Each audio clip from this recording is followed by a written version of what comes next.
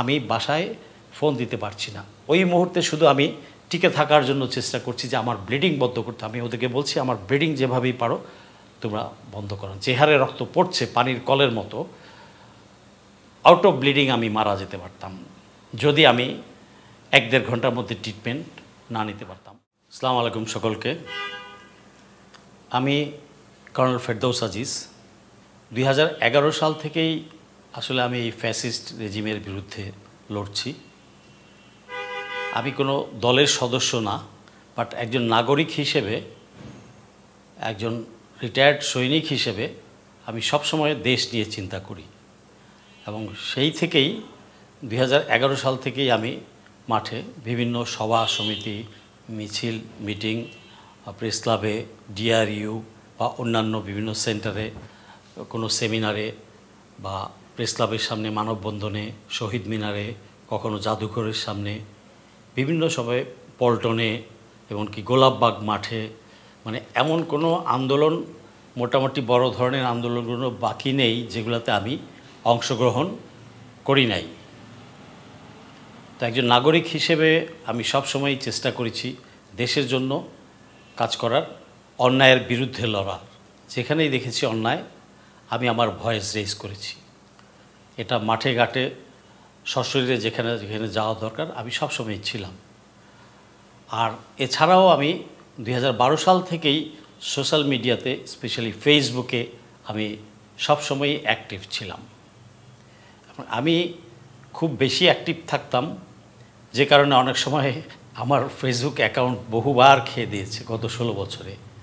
But দুঃখজনক হচ্ছে যে ইদানিং এই স্বাধীন দেশে আমাদের জুলাই বিপ্লবের পর 5ই আগস্ট উত্তর অবস্থায় এই সেদিনও এই কোরবানি ঈদের সপ্তাহখানেক আগে এবং একবার আইডি খেয়ে দিল, আবার নতুন আইডি খুললাম, ঈদের 8-10 দিন পরে আবার আরেকটা আইডি খেয়ে দিল, সপ্তাহখানেক গ্যাপ দিয়ে তারপর একটা নতুন আইডি খুলেছি।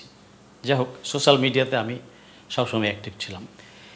এছাড়াও আরেকটা জিনিস বলে রাখি, সেটা হচ্ছে 2018 সালে যে নিরাপদ সড়ক চাই ছাত্র আন্দোলন হলো, স্কুলের ছাত্ররা শুরু করলো, পরবর্তীতে কলেজ ইউনিভার্সিটিতেও আসলো, তখনও আমি মাঠে ছিলাম, অ্যাক্টিভ ছিলাম, সোশ্যাল মিডিয়াতে প্রতিবাদ করেছি, অনেক শেয়ার করেছি এবং তখনও আমার আইডি খেয়ে ফেলতো। এবং আমি মাঠে ছিলাম সায়েন্স ল্যাব থেকে আড়ং পর্যন্ত, এই রোডটাতে যে 2-3টা ইউনিভার্সিটি আছে, আমি সবসময় এই স্কুল কলেজ এবং ছাত্রদের পাশে ছিলাম, মাঠেই থাকতাম। কখনো কোথাও থেকে যখন কেউ তাদের উপর অ্যাটাক করতে চাইতো আমি তাদের সাথে থাকতাম, তাদেরকে জানাতাম, অ্যাক্টিভলি পার্টিসিপেট করেছি। এবং এই কারণে আমার বিরুদ্ধে গত রেজিমের সময় গোয়েন্দা রিপোর্ট অনেক আছে এবং ওদের কাছে হয়তো আমার ফাইলটা অনেক মোটাই আছে। ফাইল যে আছে এটা কনফার্ম, এটা 100% কনফার্ম। ফাইল যারা তৈরি করে এবং যে দেখেছে এরকম লোকের কাছ থেকেই আমার শোনা যে আমার নামে বিরাট ফাইল। তা আলহামদুলিল্লাহ, অ্যাটলিস্ট আমি ছাত্রদের জন্য, আমাদের সন্তানদের জন্য কাজ করেছি। পাস্ট রেজিম আমাকে কিভাবে দেখেছে, কি সে তার চোখে দেখলেই যে আমি ভুল তা তো না। আমার আল্লাহ নির্ধারণ করবে আমি আমার সঠিক পথে ছিলাম কি ছিলাম না, বা এখনও আছি কি নাই। মানুষ কি বলল না বলল সেটা আমার কাছে কিছু যায় আসে না। আমার বিবেক জাগ্রত রাখার চেষ্টা করি, সত্যের পক্ষে এবং অন্যায়ের বিরুদ্ধে সবসময় আমি কথা বলি এবং লড়ার চেষ্টা করি। সৎ পথে থাকি, সৎ চিন্তা করি, সৎ ইনকামের উপরে বাঁচার চেষ্টা করি আমার যতটুকুই আছে। গত 16 বছরে আমার উপর অনেক ঝড়ঝাপটা গিয়েছে। এই 16 বছরের কাহিনী তো আর এই 15-16 মিনিটে বলা সম্ভব না। যা হোক, আজকে আমি মূলত জুলাইয়ের ভূমিকার উপর আমি কনসেন্ট্রেট করব। আমি 11 সাল থেকেই মাঠে, তারপর 18 সালে, এরপরে এমনকি আমার ওপর হত্যাও করতে চেয়েছিল এই তারেক সিদ্দিকী গংরা। 18 সালে আমাকে কুল্লু খালাস, মানে দুনিয়া থেকে খালাস করে দেওয়ারও পরিকল্পনা ছিল তাদের। এটা আমি তখনই জানতাম, বাট পরবর্তীতে ওটা কনফার্ম হয়েছে যে দে হ্যাড এ প্ল্যান। আমার মালিক অতিশয় দয়াবান আমার প্রতি, উনি দয়া করেছেন বলে এত কিছুর পরেও আমি এখন পর্যন্ত বেঁচে আছি আলহামদুলিল্লাহ। উনি যতদিন চাইবেন আমি এই দুনিয়ার বুকে থাকব, কেউ এক চুল ছিঁড়তে পারবে না আমার। আর যখন উনি প্রয়োজন মনে করবেন যে আমার আর বেঁচে থাকার দরকার নেই, উনি আমাকে নিয়ে যাবেন আলহামদুলিল্লাহ। সেটা হতে পারে স্বাভাবিক মৃত্যু, হতে পারে অস্বাভাবিক মৃত্যু, হতে পারে শত্রুর হাতে, ডাজেন্ট ম্যাটার। মালিক যেভাবে খুশি আমি তাতেই খুশি আলহামদুলিল্লাহ। তো যাই হোক, জুলাইয়ের প্রথম থেকেই কিন্তু আমি মাঠে ছিলাম। যেমন শাহবাগে, টিএসসির মোড়ে, দোয়েল চত্বরের ওখানে, তারপর প্রেস ক্লাব, জগন্নাথ বিশ্ববিদ্যালয়ের সামনে, শহীদ মিনারে আমরা কয়েকদিন গিয়েছি। শাহবাগে ধরে ধরে ছাত্রদেরকে বা কেউ ছবি তুলতে গেলেও তাকে পিটাচ্ছে, সেটাও দেখেছি। পুলিশ শাহবাগ থানার কাছে তাদের ধরে নিয়ে গেছে, আমি পিছনে পিছনে গিয়েছি, চেষ্টা করেছি সেভ করার জন্য যে তোমরা মেরো না। তো বিভিন্ন পর্যায়ে এবং সায়েন্স ল্যাবও এই আমাদের রিটায়ার্ড অফিসাররাও কিন্তু আর্মি, নেভি, এয়ারফোর্স, সশস্ত্র বাহিনীর অফিসাররাও কিন্তু এই জুলাই আন্দোলনে ভূমিকা রেখেছেন। আমি শুধু আমার কথা বললেই হবে না, আমার সহোদর ভাইরা ছিলেন ব্রিগেডিয়ার জেনারেল হাসান নাসির, তারপর কর্নেল হাসিন আমার বন্ধু, আমি colonel Ferdous Aziz, major Jamal Haider, major captain Shoaib, lieutenant Iftekhar, lieutenant Imran, captain Shams, brigadier Shams, colonel Zakaria, major Shahin Reza, major Jamal Haider এবং আরও অনেকে যাদের নাম আমার এই মুহূর্তে মনে পড়ছে না। এছাড়াও এই জুলাই আন্দোলনে ভূমিকা রেখেছে কিন্তু আমাদের রিটায়ার্ড কমিউনিটি ডিওএইচএস পরিষদে, তারাও, সেটা অবশ্য অগাস্টের 1 তারিখের পর থেকে। বাট মাঠে ঘাটে, ফিল্ডে, পল্টনে, বিভিন্ন জায়গায় আমরা যে কজন ছিলাম আমি তাদের নাম বললাম। আর আমি নিজে তো 11 সাল থেকেই ছিলামই, এবং এছাড়াও এদের সাথে ছাড়াও আমি নিজে একাও বিভিন্ন জায়গায় ছিলাম জুলাইয়ের পুরা মাসটাই। আমার ভাগ্য বা সৌভাগ্য বা দুর্ভাগ্য বলবো না, আলহামদুলিল্লাহ এটা আমার সৌভাগ্য যে আমি জুলাই যোদ্ধাদের, অ্যাক্টিভ যোদ্ধাদের একজন হতে পেরেছি। এজন্য এটা আমার গর্ব, এটা আল্লাহর কাছে হাজার শুকরিয়া। প্রতিদিনই যাই, তো একদিন আমার এক ফেসবুক ফ্রেন্ড, ছোট ভাই, সে আশেপাশেই থাকে, সে বলল যে বড় ভাই আপনি এই 63 বছর বয়সে এইভাবে এত দূরে দূরে মাঠে ঘাটে যাওয়ার কি দরকার, আপনি তো আপনার এলাকাতেই আন্দোলনে সাথী হতে পারেন। তো বললাম কীভাবে?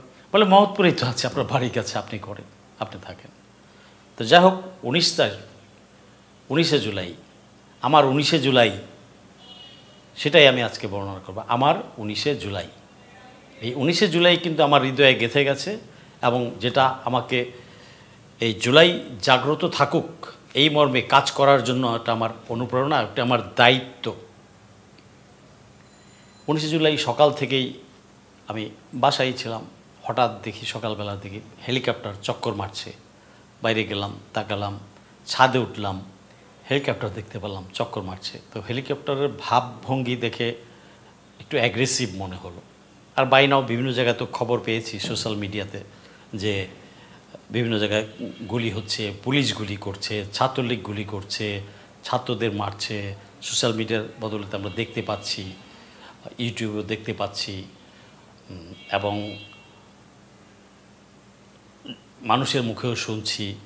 সব কিছু মিলে সেটা একটা জুলাইয়ের পরিবেশটা ছিল একটা ভয়ার্ত, এতটাই ভয়ার্ত যে 71-এও কন্টিনিউয়াস এতদিন একটানা পাক আর্মিরাও কিন্তু এরকম চড়াও হয়নি। আর সেখানে রাষ্ট্রের পুলিশ, রাষ্ট্রের আইন প্রয়োগকারী সংস্থাগুলো জনগণের ট্যাক্সের টাকায় কেনা বুলেট দিয়ে জনগণকেই আবার মারছে।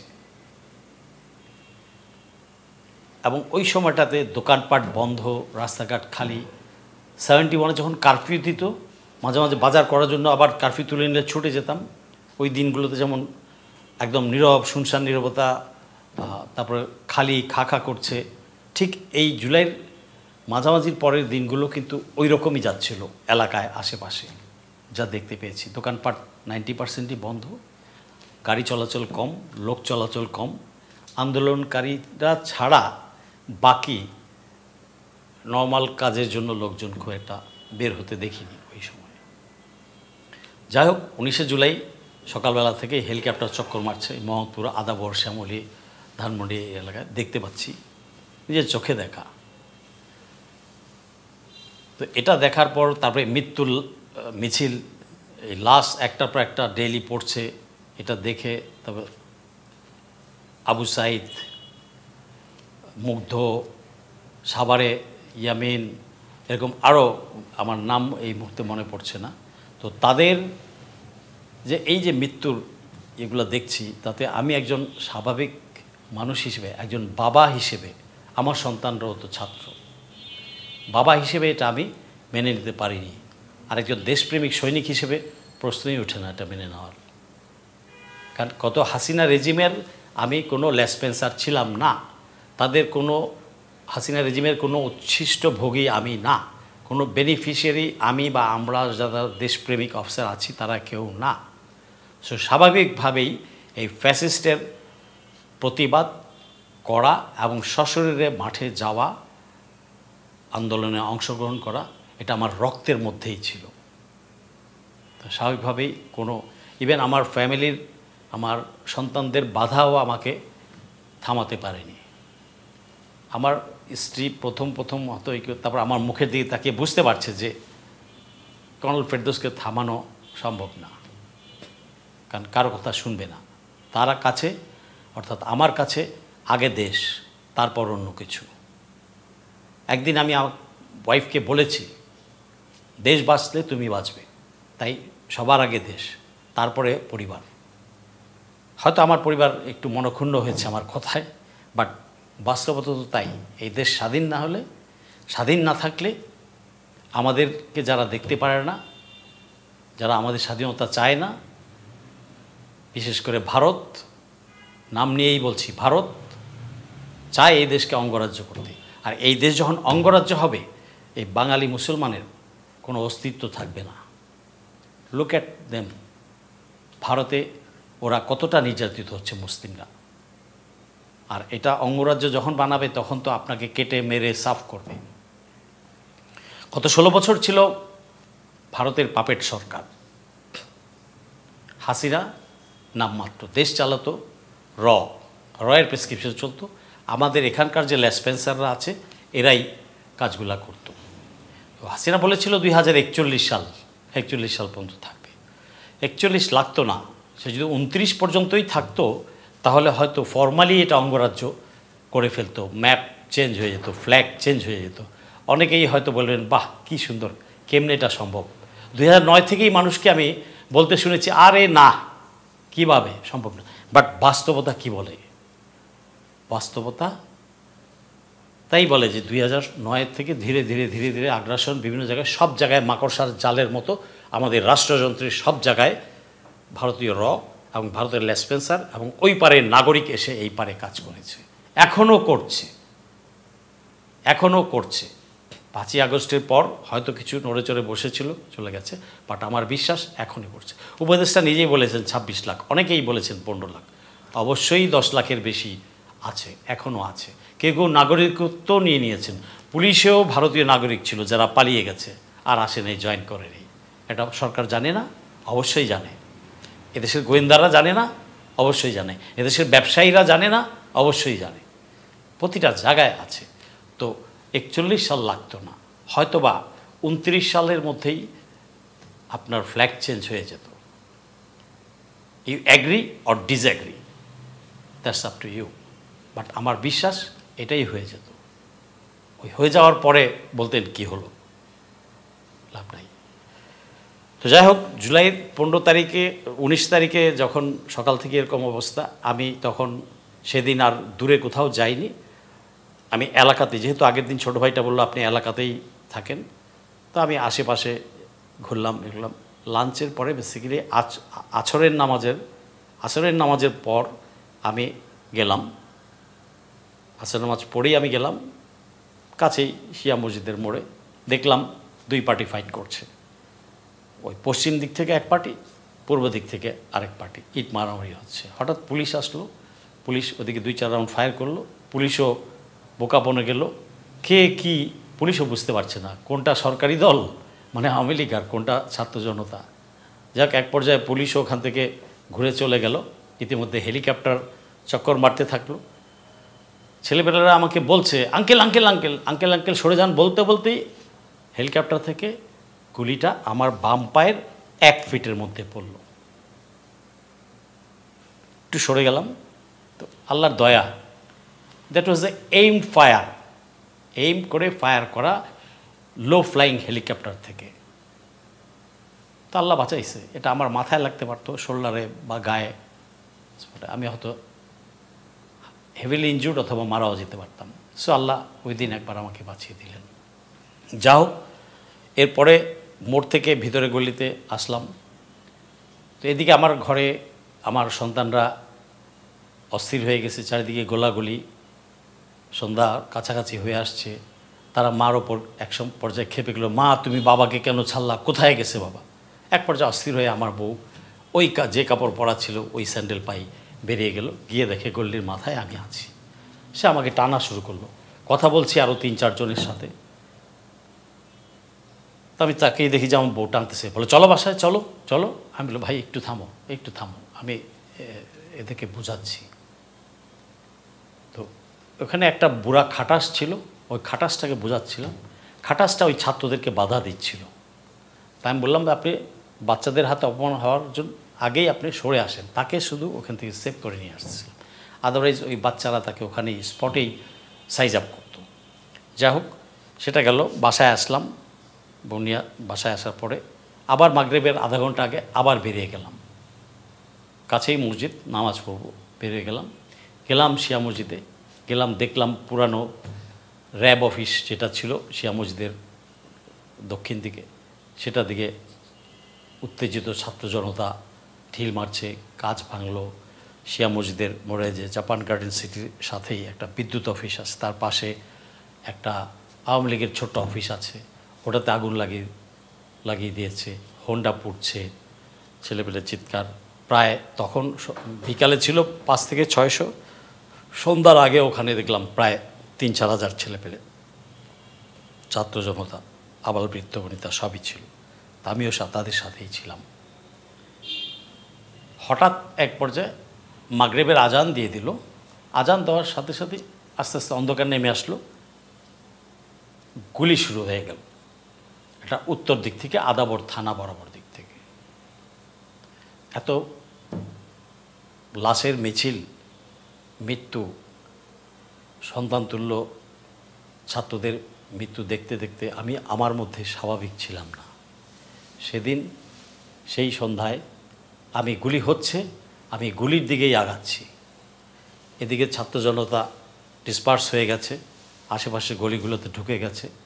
বাট আমি সেদিন যেহেতু স্বাভাবিক ছিলাম না, আমি আমার মধ্যে ছিলাম না, সেটা যেন অন্য আমি হয়ে গিয়েছিলাম ওই মুহূর্তে। আমি সামনের দিকে আগাচ্ছি, এই গুলি থামাও জোরে বলছে, এবং হাঁটছি। বলতে বলতে অ্যাটলিস্ট আমি আমার পরিচয় দিয়ে আমি পুলিশ ভাইদেরকে বলবো, ভাই আর ছাত্রদের মেরো না, তোমরা উপর দিকে ফায়ার করো, ছাত্ররা এমনি ডিসবার্স হয়ে গেছে, আর করো না, হত্যা করো না, ওরা আমাদেরই সন্তান। বাট অন্ধকার আস্তে আস্তে বাড়তে থাকলো, আমিও আগাচ্ছি, গুলি চলছে, 10-12 রাউন্ড গুলি হয়ে গেছে, ডান দিয়ে বাম দিয়ে উপর দিয়ে গুলি গেল। বাট আমি সৈনিক, মাঠ ছাড়বো না, আমার মৃত্যু যদি থাকে হবে। আমার মনের অবস্থা সেদিন ওই রকমই ছিল। যাচ্ছি, হঠাৎ দেখি আমার সামনে 2 বান্দা হাজির, 2-3 জন চলে গেল ডান দিয়ে বাম দিয়ে, 2 জন এসে শটগান হাতে, হেলমেট মাথায় ঠিকই আছে, যেটা আমরা আফসা অন্ধকারে দেখছিলাম যে হেলমেট, ভেবেছিলাম পুলিশ, না পুলিশ না। তো ওরা আমার কাছাকাছি 10 গজের মধ্যে এসে আমাকে বলতেছে, এই তুই যাস না। আমি কেন যাই না? ওরা গুলি করছে, আমি ভয় পাচ্ছি না, সব চলে গেছে, আমি মাঝ রাস্তা দিয়ে হাঁটছি, ওরা বলছে তুই কেন যাস না। তো আমার মেজাজ চড়ে গেল। আমি বললাম, চুপ বেয়াদব, বড়দের সাথে কিভাবে কথা বলতে হয় জানো না?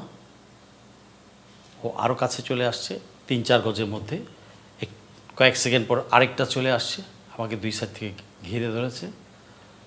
দুজনের হাতেই শটগান, হেলমেট আছে, লাইফ জ্যাকেট পরা, প্যান্ট, পায়ে চপ্পল। বুঝতে বাকি রইল না এরা আওয়ামী লীগের ছেলেপেলে, হয়তো কোনো বস্তিরও হবে, বয়স 23-24 দুটারই। তো আমি ওদেরকে ধমকাচ্ছি যে বড়দের সাথে কথা বলা শিখো, তুমি এদেরকে গুলি করছো কেন, মানুষ মেরে কী লাভ, উপর দিকে ফায়ার করো, চলে যাচ্ছে ওরা, মানুষের গায়ে কেন গুলি করছো, হত্যা কেন করছো। এই তর্কাতর্কির এক পর্যায়ে তৃতীয় আরেকটা আসলো, তার বয়স 32-33 বা 34-35 হতে পারে, একটু তাগড়া মাগড়া। তো সে এসে বলল কী হয়েছে, তা বললাম দেখো না বেয়াদবের মতো, বাম দিকেরটার দিকে তাকে যেই বললাম দেখো না বেয়াদবের মতো কথা বলে, বড়দের সাথে কথা বলতে কেউ যায়। এর মধ্যেই সে বাম দিকে তাকিয়েছি, এর মধ্যেই সে তার হাতে ছিল মোটা ডাল, গাছের ডাল চামড়া সহ, সে আমাকে মাথার মধ্যে মেরে দিল। আমি কোনো রকম পড়তে আমি ব্যালেন্স করার চেষ্টা করছি। এটা ঘটেছে শেকের ট্যাক, জাপান গার্ডেন সিটি পার হয়ে শেকের ট্যাক যে রোডটা ঢুকলো পশ্চিম দিকে ঠিক ওই বরাবর, তখন আমি ওখানে একটা কাটা আছে রাস্তা পার, আইল্যান্ডের মাঝখানে কাটা, ওটা পার হয়ে এই পারে চলে আসলাম কোনো রকম ব্যালেন্স রেখে। এই পারে দোকানপাট সব বন্ধ, প্রিন্স প্লাজার গলির মুখে সব ছেলেরা ডিসবার্স হয়ে ওখানে লুকিয়েছিল। তো আমার এই অবস্থা দেখে তারা ছো মেরে দৌড়ে আমাকে রীতিমতো আলগায় নিয়ে আসলো, নিয়ে এসে একটা ডিসপেন্সারিতে নিল 200-300 গজ দূরে।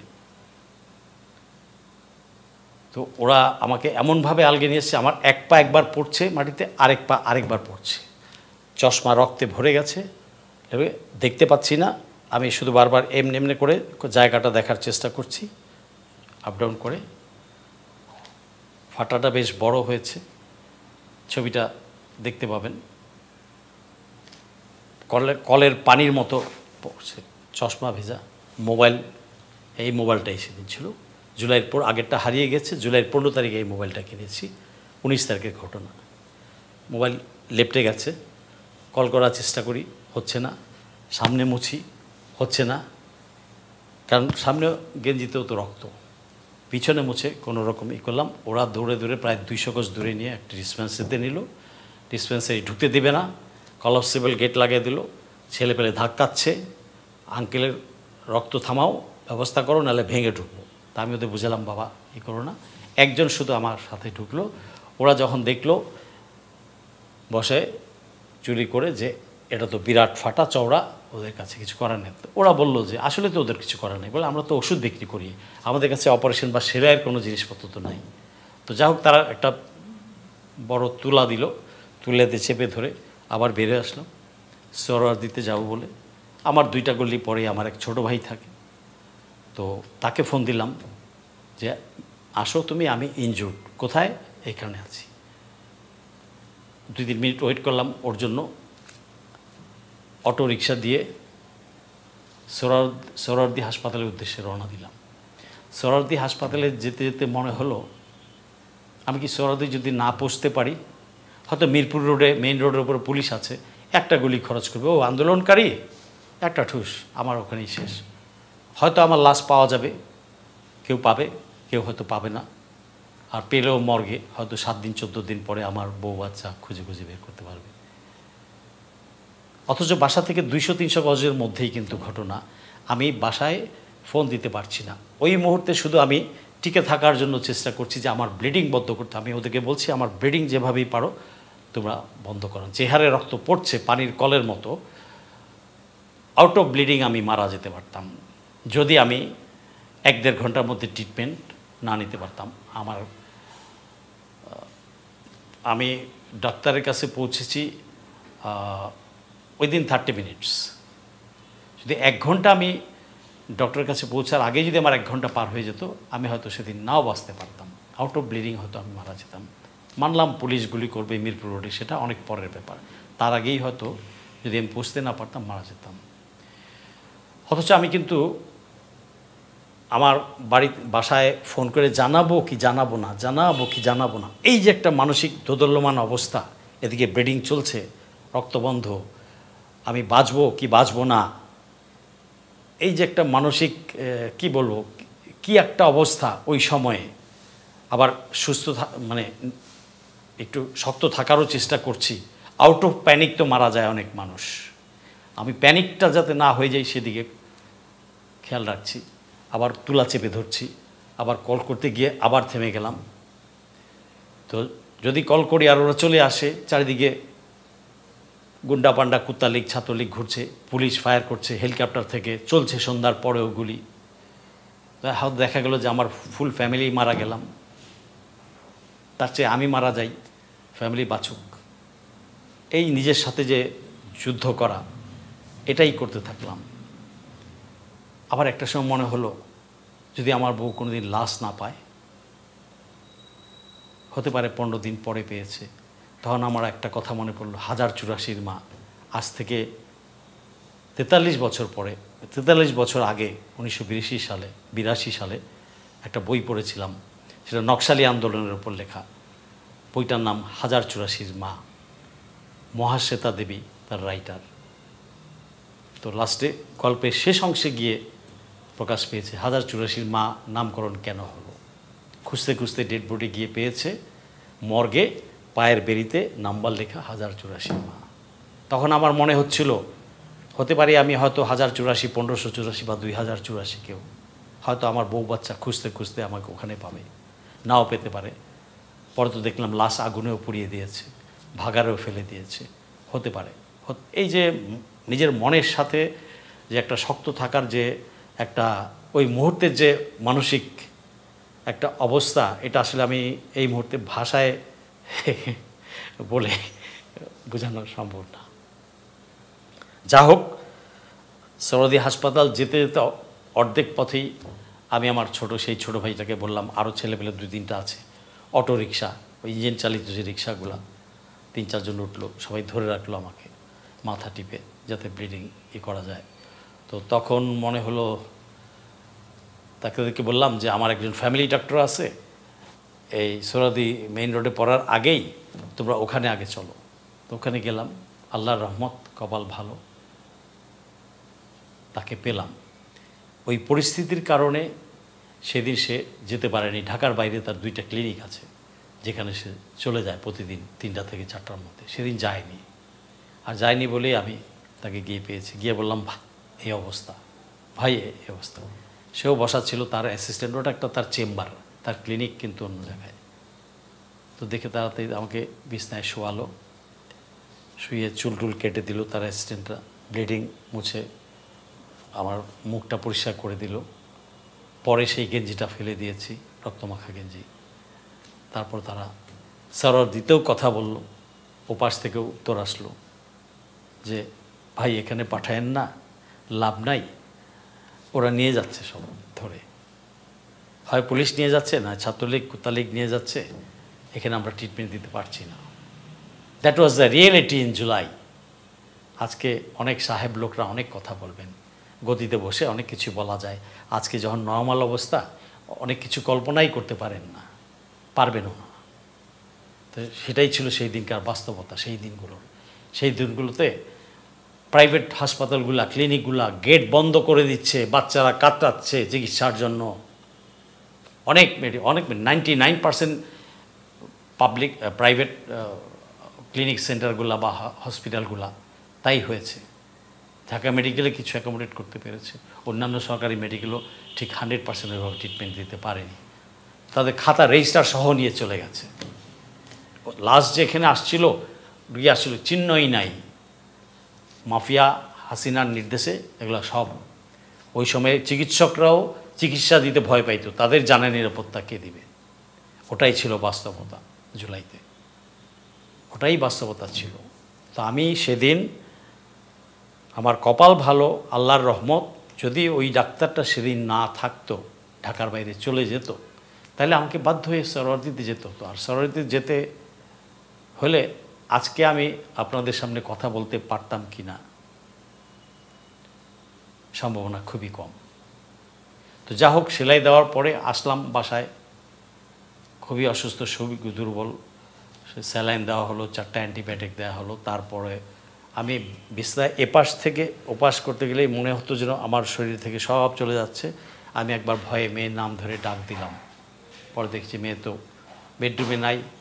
তো এরকম 7 দিন হলো আমি কাত হতে পারি না। ওয়াইফকে বললাম, সে সান্ত্বনা দিল যে অনেক ব্লিডিং হয়েছে তো, আর অ্যান্টিবায়োটিক দিয়েছে অনেক, তোমার একটু দুর্বলতার কারণে এটা হচ্ছে। যাই হোক 7-8 দিন গেল। 19 তারিখে ইনজুর্ড, 22 তারিখে আবার 3 দিন পরে ড্রেসিংটা চেঞ্জ করার জন্য গেলাম। তারপরে আবার 2 তারিখে, অগাস্টের 2 তারিখে গেলাম। তো এর মধ্যে 27-28 পর্যন্ত আমি বাসায় রেস্ট। 29 বা 30 থেকে আবার এলাকায় ঘোরাফেরা করলাম, শরীরটা ফিটনেস কতটুকু আছে দেখার, চেক করার জন্য। আবার একই 1 আগস্ট থেকে আবার মাঠে। তো আগস্টের পার্টটা না হয় আমি আরেক দিন বলবো। August, 1 August, 4 August, 5 August, 6 August, এই পোর্শনটা হয়তো আমি শুধু জুলাইয়ের মধ্যেই আমি সীমাবদ্ধ থাকি। তো জুলাই, এই যে 2000 শহীদ বা তারও বেশি, আজকে জুলাই 2000 বলছেন, এটা নিয়েও আবার অনেকে বিতর্ক করছেন। হয়তো এরও অনেক বেশি আছে, তারা হয়তো কাম আউট হয় নাই, ভয়ে তাদের আত্মীয় স্বজনরা বলে নাই, তাদেরকে যদি পরবর্তীতে কেউ ক্ষতিগ্রস্ত করে, মেরে ফেলে, আনআইডেন্টিফাইডই রয়ে গেছে। 25 থেকে 30 হাজার আহত, পঙ্গু হয়েছে। আমি নিজেও আহত, আমি এখনও সিজদা দিতে পারি না ঠিকমতো। আমার মনে হয় যেন পুরো মাথায় সব কিছু নেমে আসছে। আমি জানি না, হয়তো বয়স বাড়তে বাড়তে আমি যদি বেঁচে থাকি তাহলে এটার এফেক্টটা আরও পরে পড়বে। এখন আমি পেইন ফিল করি, এখনও মনে হয় সব কিছু ব্লাড মনে নেমে আসছে মাথায়, পুরা একটা ভারী। এরপর আমার চোখের সমস্যাও বেড়ে গেছে এই অ্যাক্সিডেন্টের পরে।